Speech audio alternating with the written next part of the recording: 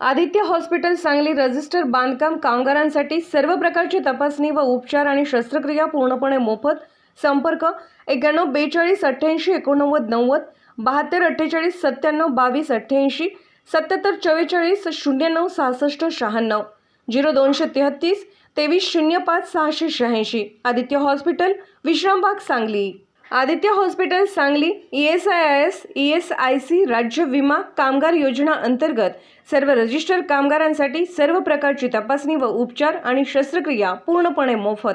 संपर्क 9142888990 7248972288 7744096696 0233 2305 686. आदित्य हॉस्पिटल विश्रामबाग सांगली.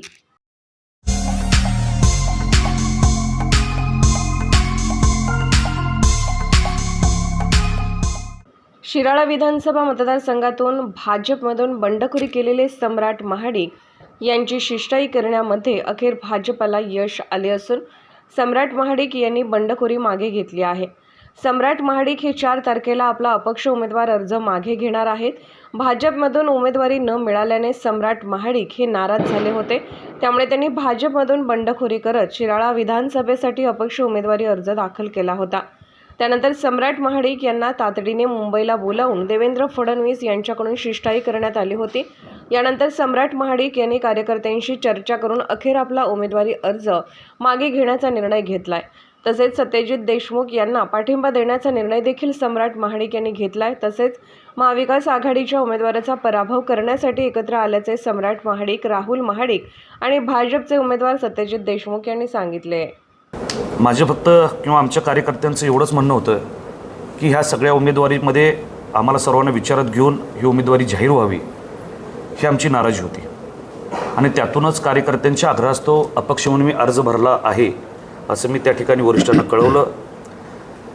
त्यानंतर त्या ठिकाणी मतदारसंघातले परिस्थितीवर चर्चा करत असताना त्या ठिकाणी पुन्हा एकदा आता राज्यामध्ये महायुतीचं सरकार आलं पाहिजे. लक्षात घ्या, ही महायुतीचं सरकार लाडक्या बहिणीचं सरकार आहे. हे सरकार कष्टकरी शेतकऱ्यांचं सरकार आहे. हे सरकार तळागाळातील सर्वसामान्यांचं सरकार आहे. आणि हे पुन्हा एकदा सरकार या राज्यामध्ये आलं पाहिजे. ह्या सर्व गोष्टी धरून त्या ठिकाणी चर्चा झाल्या. म्हणून एक सीट आपल्याला निवडून आणणं गरजेचं आहे. म्हणून या चर्चेनंतर मी वरिष्ठांना शब्द दिला की मला ज्या कार्यकर्त्यांच्या आग्रहास्तव मी अर्ज दाखल केलेला आहे त्यांच्याशी चर्चा करून निश्चितपणाने मी माघार घेईन असं मी सांगून आलो होतो. त्याच पद्धतीने गेले 2 दिवस कार्यकर्त्यांच्या चर्चा सुरू होत्या आणि कार्यकर्त्यांची त्या ठिकाणी चांगल्या पद्धतीनं आम्ही मनधरणी केलेली आहे. त्याचबरोबर या ठिकाणी मला सांगायचं आहे की आदरणीय सत्यजित देशमुख साहेब आणि मी आम्ही दोघं इच्छुक होतो. दोघात एकालाच उमेदवारी मिळणार होतं हेही निश्चित होतं. परंतु आमच्या दोघांमध्ये कोणताही वादविवाद किंवा कोणतीही दरी नव्हती. माझी नाराजी कधीच भाऊंवर नव्हती. आता भाऊंना उमेदवारी जाहीर झालेली आहे. आता माझे विरोधक सत्यजित देशमुख कधीही नव्हते. आमचे विरोधक ठरलेले आहेत आणि त्यांचा पाडाव आम्हाला करायचा आहे.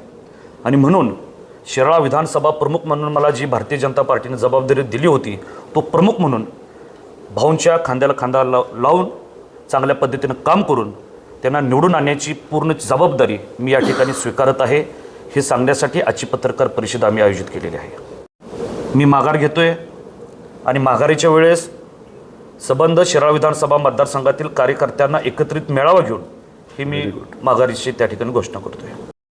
मी माघार घेतोय आणि माघारीच्या वेळेस संबंध शिराळा विधानसभा मतदारसंघातील कार्यकर्त्यांना एकत्रित मेळावा घेऊन ही मी माघारीची त्या ठिकाणी घोषणा करतोय.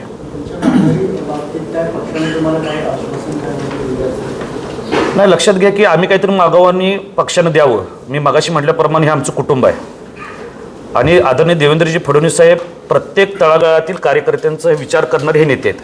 त्यामुळे मला माझा योग्य सन्मान ते राखतील आणि मला त्याच्यापेक्षा दुसरं काही त्यांच्याकडे शब्द नकोच होता. सन्मान योग्य राहील एवढंच त्यांनी सांगितलेलं आहे आणि त्या पद्धतीने होईल.